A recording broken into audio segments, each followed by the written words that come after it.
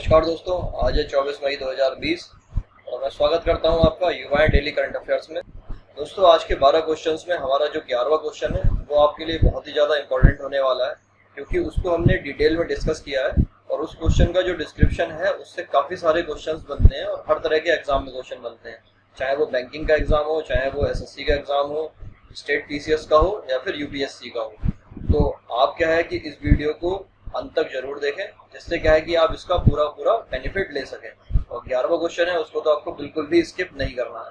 तो चलिए बिना देरी करते हुए शुरू करते हैं अपना आज 24 मई 2020 का करंट अफेयर्स। इसका पहला क्वेश्चन है, हाल ही में विश्व साइकिलिंग महासंघ ने जर्लिंसन पेंटानो को डोपिंग में दोषी पाए जाने के बाद 4 साल के लिए प्रतिबंधित कर दिया। अब आपको बताना है कि जर्लिंसन पेंटानो जो है वो किस देश के निवासी हैं। ऑप्शन देख लेते हैं। ए है कोलंबिया, बी है पुर्तगाल, सी है फिनलैंड और डी है डेनमार्क। और दोस्तों इसका सही उत्तर है ऑप्शन ए जो है कोलंबिया। चलिए बढ़ते हैं अपने दूसरे प्रश्न की ओर, जो है हाल ही में नाबार्ड बैंक, कौन सा बैंक, नाबार्ड बैंक का नया अध्यक्ष किन्हें बनाया गया है। गोविंदा राजालुलु चिंताला को नियुक्त किया गया है। आपको बताना है कि नाबार्ड की स्थापना कब हुई थी। अब देखिए यहाँ पर अगर करंट अफेयर्स की बात की जाए तो उसके लिए क्वेश्चन हो जाएगा कि नाबार्ड बैंक का नया अध्यक्ष किसे बनाया गया है, लेकिन क्या है कि हमने यहाँ पर आपसे पूछा है कि नाबार्ड की स्थापना कब हुई थी। तो यहाँ पर 2 क्वेश्चन कवर हो रहे हैं, एक करंट अफेयर्स का और दूसरा स्टैटिक जीके का आपकी। तो चलिए ऑप्शन देख लेते हैं इसके, जो है ए है 1992, बी है 1990, सी है 1985 और डी है 1982। तो दोस्तों इसका सही उत्तर है ऑप्शन डी जो है 1982। देखिए हाल ही में केंद्र सरकार ने गोविंदा राजालुलु और चिंताला, क्या है, गोविंदा राजालुलु चिंताला को क्या है नाबार्ड का जो है एक नया अध्यक्ष जो है नियुक्त किया है। और इस पद पर वह किसकी जगह आएंगे, हर्ष कुमार हनवाला का स्थान लेंगे। और नाबार्ड की क्या है स्थापना जो हुई थी वो 12 जुलाई 1982 को हुई थी। और नाबार्ड का मुख्यालय जो है वो कहाँ पर स्थित है, मुंबई में स्थित है। तो आपको याद रखना है कि नाबार्ड की स्थापना हुई थी 12 जुलाई 1982 को और इसका मुख्यालय है मुंबई में। और नाबार्ड की फुल फॉर्म जो है वो है राष्ट्रीय कृषि और ग्रामीण विकास बैंक, क्या है, राष्ट्रीय कृषि और ग्रामीण विकास बैंक। चलिए बढ़ते हैं अपने अगले प्रश्न की ओर, जो है 22 मई 2020 को, कब, 22 मई 2020 को संपूर्ण विश्व में कौन सा दिवस मनाया गया। ऑप्शन देख लेते हैं। ए है विश्व पृथ्वी दिवस, बी है अंतर्राष्ट्रीय जैव विविधता दिवस, सी है विश्व गौरैया दिवस और डी है विश्व तंबाकू निषेध दिवस। और दोस्तों इसका सही उत्तर है ऑप्शन बी जो है अंतर्राष्ट्रीय जैव विविधता दिवस। देखिए 22 मई 2020 को संपूर्ण विश्व में कौन सा मनाया गया, अंतर्राष्ट्रीय जैव विविधता दिवस मनाया गया था। और वर्ष 2020 में इसकी थीम क्या थी, हमारा समाधान प्रकृति में। आपको थीम जो है वो याद रखनी है, क्योंकि क्या होता है जितने भी दिवस रहते हैं उनकी थीम काफी एग्जाम्स में पूछी जाती है। जितने भी पहले हमारे करंट अफेयर्स हैं उसमें भी हमने काफी जो है दिवस हैं वो कवर किए हैं। और आपको क्या करना है कि उन सबकी जो भी थीम बताई गई है आप उसको नोट डाउन कर लीजिए।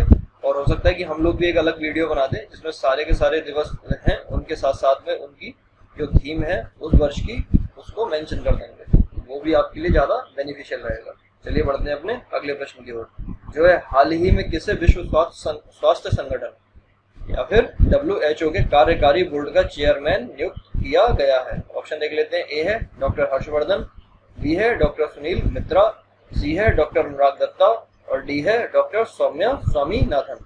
और दोस्तों का सही उत्तर है ऑप्शन ए जो है डॉक्टर हर्षवर्धन।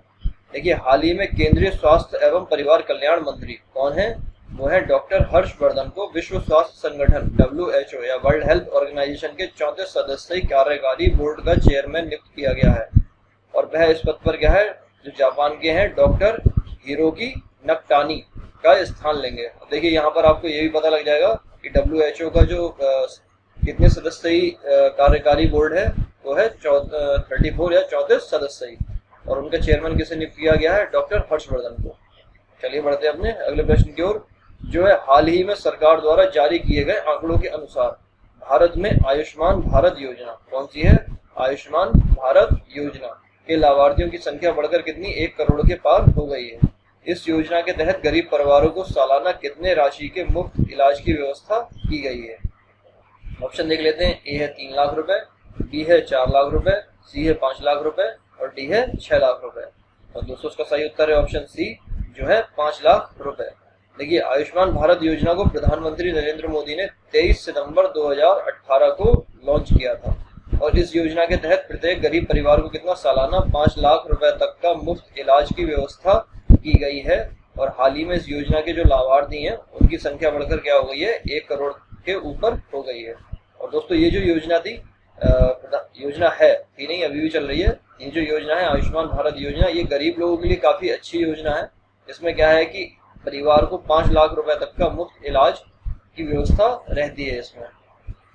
चलिए बढ़ते हैं अपने अगले प्रश्न की ओर, जो है हाल ही में एंटी डोपिंग एजेंसी, कौन सी एंटी डोपिंग एजेंसी, नाडा ने राबिता कुमारी और अंकित सिसोदिया को क्या है, निलंबित कर दिया है। आपको बताना है कि ये दोनों खिलाड़ी किस खेल से संबंधित हैं। ऑप्शन देख लेते हैं, ए है पावर लिफ्टिंग, बी है वॉलीबॉल, सी है साइकिलिंग और डी है भाला फेंक। और दोस्तों इसका सही उत्तर है ऑप्शन ए, जो है पावर लिफ्टिंग। चलिए बढ़ते हैं अपने सातवें प्रश्न की ओर, जो है भारत में प्रतिवर्ष 21 मई को आतंकवाद विरोधी दिवस मनाया जाता है। कब मनाया जाता है? 21 मई को क्या मनाया जाता है? आतंकवाद विरोधी दिवस मनाया जाता है। आपको बताना है कि यह दिवस किसकी हत्या के बाद मनाया जाने लगा। ऑप्शन देख लेते हैं, ए है राजीव गांधी, बी है इंदिरा गांधी, सी है बेअंत सिंह और डी है उपरोक्त में से कोई नहीं। और दोस्तों इसका सही उत्तर है ऑप्शन ए, जो है राजीव गांधी। देखिए पूर्व प्रधानमंत्री राजीव गांधी जो है उनकी हत्या कब हुई थी? 21 मई 1991 को हुई थी। और इन्हीं की हत्या के बाद क्या है, प्रत्येक वर्ष 21 मई को भारत में आतंकवाद विरोधी दिवस मनाया जाता है। कौन सा दिवस मनाया जाता है? आतंकवाद विरोधी दिवस मनाया जाता है। क्यों मनाया जाता है? पूर्व प्रधानमंत्री राजीव गांधी की जो हत्या हुई थी वो कब हुई थी? 21 मई 1991 को हुई थी। तो इसी के बाद से ही प्रत्येक वर्ष को 21 मई को भारत में आतंकवाद विरोधी दिवस मनाया जाता है। चलिए बढ़ते हैं अपने 8वें प्रश्न की ओर, जो है हाल ही में भारत पीपीई इसकी फुल फॉर्म पहले ही बता चुका हूं मैं, अब दोबारा से बताता हूं, पर्सनल प्रोटेक्टिव इक्विपमेंट, ठीक है, किट के विनिर्माण में दुनिया में कौन से नंबर पर पहुंच चुका है। आपको बताना है कि भारत जो है पीपीई निर्माण में दुनिया में कौन से नंबर पर पहुंच गया है। ऑप्शन देख लेते हैं, ए है प्रथम, बी है द्वितीय, सी है तृतीय और डी है चतुर्थ। और दोस्तों उसका सही उत्तर है ऑप्शन बी, जो है द्वितीय। देखिए हाल ही में केंद्रीय वस्त्र मंत्रालय के आंकड़ों के अनुसार भारत विश्व में पीपीई किट के निर्माण के मामलों में दूसरे स्थान पर पहुंच गया है। और प्रथम स्थान पर कौन है? चीन है। और दूसरे स्थान पर है भारत, प्रथम स्थान पर है चीन। किसके लिए? पीपीई किट के निर्माण के लिए। चलिए बढ़ते हैं अपने 9वें प्रश्न की ओर, जो है हाल ही में पश्चिम बंगाल में तूफान अम्फान से हुई तबाही के कारण केंद्र सरकार ने कितनी राहत राशि की घोषणा की है। ऑप्शन देख लेते हैं, ए है 1000 करोड़, बी है 2000 करोड़, सी है 5000 करोड़ और डी है 6000 करोड़। और दोस्तों इसका सही उत्तर है ऑप्शन ए, जो है 1000 करोड़। देखिए चक्रवाती तूफान अम्फान से हुई तबाही से निपटने के लिए केंद्र सरकार ने क्या किया है, पश्चिम बंगाल को 1000 करोड़ देने की घोषणा की है। और इसी के साथ उड़ीसा में भी मची तबाही के कारण केंद्र सरकार ने क्या किया, उड़ीसा को कितने 500 करोड़ की राहत राशि देने की घोषणा की है।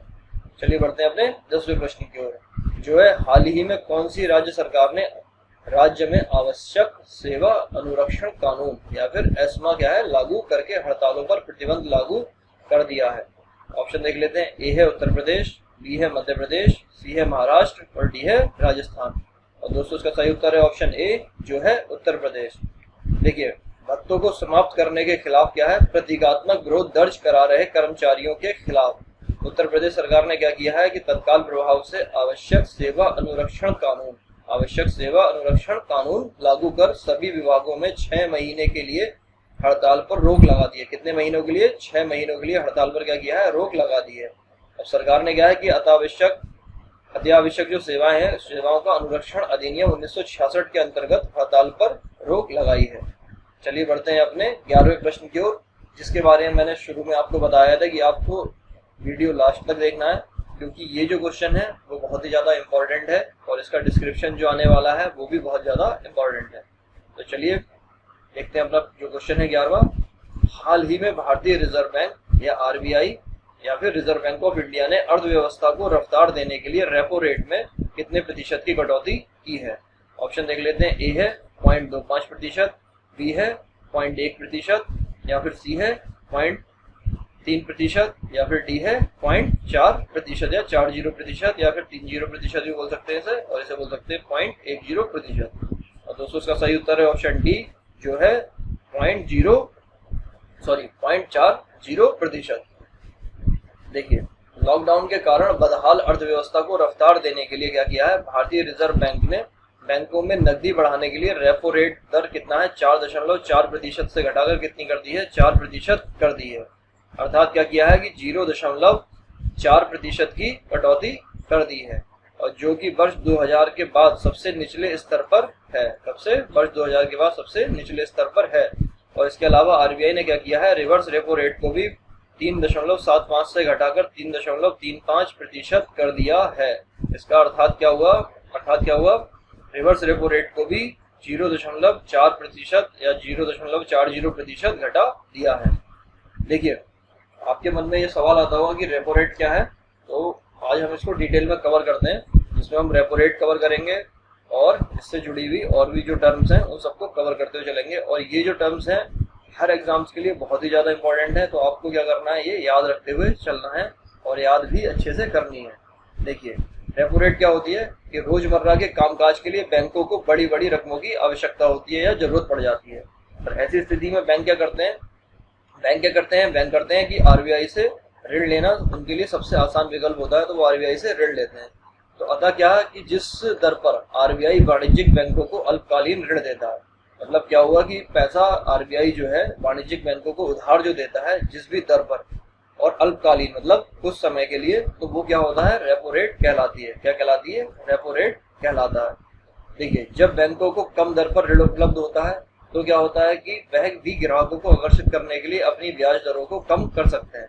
मतलब क्या है कि अगर रेपो रेट कम होती है तो आपने देखा होगा कि जो ब्याज की दरें होती हैं वो भी बैंक कम कर देते हैं। मतलब आप अगर अभी जो लोन ले रहे हैं अगर वो 9.25% है, तो हो सकता है कि रेपो रेट में कमी होने के कारण बैंक भी उसको 9% कर सकता है या 8.75% कर सकता है, वो जैसा भी, लेकिन ये बैंक पर डिपेंड करता है, कोई कंपल्शन ऐसा नहीं है, मतलब कोई जरूरी नहीं है कि बैंक कम ही करे। अब इसी प्रकार क्या है, रिजर्व बैंक अपने रेपो रेट में बढ़ोतरी करता है तो बैंकों के लिए क्या है, ऋण लेना महंगा हो जाता है। मतलब क्या है कि अगर रेपो रेट मान के चलिए कि 4% है, अगर वो 4.25% हो जाती है या फिर 5 से 5.25% हो जाती है, तो क्या होगा कि बैंकों को ऋण लेना भी महंगा हो जाएगा। और अगर ऋण जो बैंकों को है, मतलब बैंकों को अगर इंटरेस्ट रेट ज़्यादा देना पड़ रहा है, या उस समय क्या होगा कि बैंक भी क्या करेगा कि अगर आप या जो भी कंज्यूमर है बैंक से अगर लोन ले रहा है, तो बैंक उस समय कंज्यूमर से भी ऋण जो है उस पर इंटरेस्ट या फिर जो दर है, ब्याज की दर, उसको बढ़ा देगा या फिर ज़्यादा दे सकता है। लेकिन फिर से यहीं पर वही बात आती है कि ये भी कोई कंपल्शन नहीं है, ये सब डिपेंड करता है बैंक के ऊपर। चलिए बढ़ते हैं अब अपने रिवर्स रेपो रेट पर। देखिए, रिवर्स रेपो रेट क्या होता है, ये जो है रेपो रेट से उलट होता है।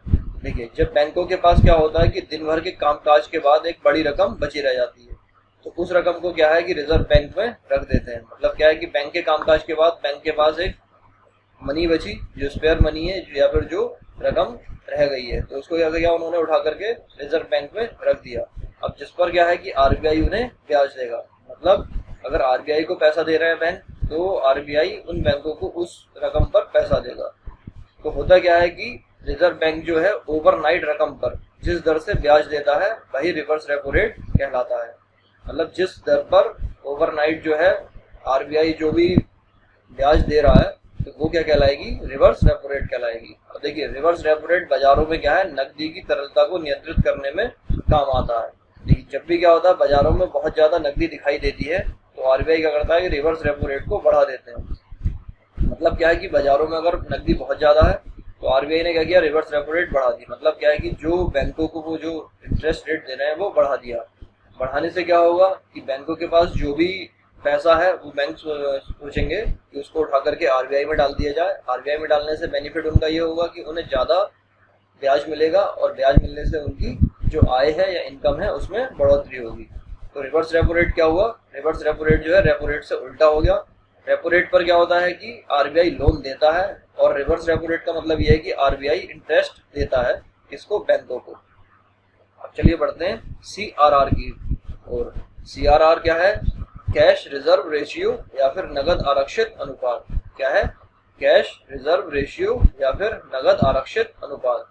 अब देखिए, सभी बैंकों को क्या है, कुल कैश रिजर्व का निश्चित हिस्सा आरबीआई के पास रखना होता है, और इसे ही क्या कहा जाता है, सीआरआर, मतलब कैश रिजर्व रेशियो।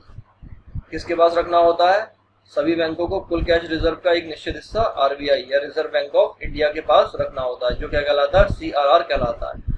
अब देखिए, सीआरआर ऐसा साधन है जिसकी सहायता से आरबीआई बिना रिवर्स रेपो रेट में बदलाव किए बाजार से नकदी की तरलता को कम कर सकता है। क्या कम कर सकता है? बाजार से नकदी की तरलता को कम कर सकता है बिना रिवर्स रेपो रेट में किसी भी प्रकार का बदलाव किए हुए।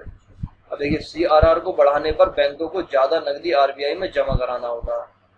मतलब क्या हुआ कि अगर सीआरआर बढ़ा दिया तो इसका मतलब यह है कि बैंकों को और ज्यादा नकदी देनी पड़ेगी, जिसके लिए आरबीआई को देनी पड़ेगी, मतलब जमा कराना पड़ेगा। और उसके पास क्या है, ऋण देने के लिए भी कम रकम रह जाएगी। किसके पास कम रकम रह जाएगी? बैंकों के पास कम रकम रह जाएगी। अब इसके विपरीत क्या होता है कि बाजार में नकदी बढ़ाने के लिए आरबीआई क्या करता है, सीआरआर को घटा देता है। चलिए बढ़ते हैं, अगले जो टर्म है वो है एसएलआर। क्या है? एसएलआर या फिर स्टैट्यूटरी लिक्विडिटी रेशियो। अब ये क्या है? वैधानिक तरलता अनुपात। अब ये भी क्या है? बैंकों के पास उपलब्ध जमाओं का वह हिस्सा होता है जो कि अपनी जमाओं पर लोन जारी करने से पहले अपने पास रख लेना अनिवार्य होता है।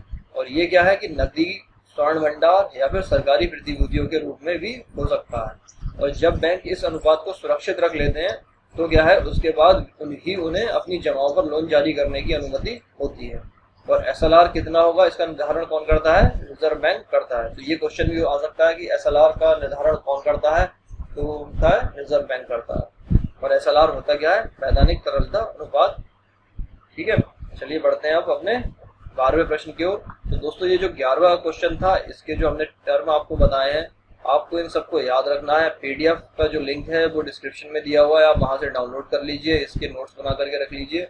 ये आपके एग्जाम्स के लिए बहुत ही ज़्यादा इंपॉर्टेंट है। किसी भी तरह का एग्जाम आप अगर तैयारी कर रहे हैं, किसी भी कॉम्पिटिशन की तैयारी कर रहे हैं, तो उसमें ये क्वेश्चन या इससे रिलेटेड क्वेश्चन आ सकते हैं।